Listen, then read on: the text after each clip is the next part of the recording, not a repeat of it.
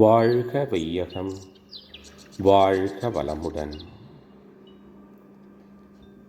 நால்வோர் நற்சிந்தனை. வாழ்க்கை மலர்கள். ஜனவரி 23. தலைப்பு: செயலின் பிரிவுகள். உடல் இயக்கத்தால் இயற்கையாக எழும் துன்பங்களை போக்கிக் கொள்ள உணவு, உடை, வீடு, வாழ்க்கை துணை இவைகள் ஒவ்வொருவருக்கும் தேவைப்படுகின்றன. இந்த தேவைகளை தேட, பெற, வைத்திருக்க, அனுபவிக்க, பிறருக்கு உதவ ஒவ்வொரு மனிதனுக்கும் உரிமை உண்டு. இயற்கையான இந்த உரிமையின் அடிப்படையில் மனிதனின் உடல் வலிவு, அறிவாற்றல் என்ற இரு வகையும் பயன்படுகின்றன.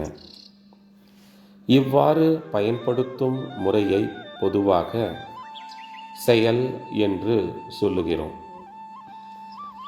மனிதனுடைய செயல்கள் அதற்கு உரிய நோக்கங்களை கொண்டு பிரிக்கப்பட்டதில் அவை தொழில், கடமை, தியாகம், தொண்டு என 4 வகையாகிவிட்டன.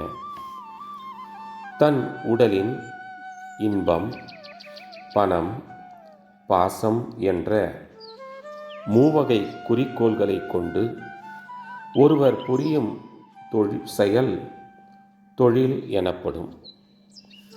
தான் வாழ்வதற்காக உதவியுள்ள சமுதாயத்திற்கு பிரதிபலனாக ஒவ்வொருவரும் கட்டாயமாக செய்ய வேண்டியவை என்று வாழ்க்கை அனுபவத்தில் தேர்ந்த அறிஞர்களால் வரையறுத்து கூறப்பட்ட உடல், குடும்பம், பந்து, ஊர், தேசம், உலகம் என்ற 6 வகை நலன்களுக்காகவும் புரிய வேண்டிய செயல்கள் கடமை எனப்படும்.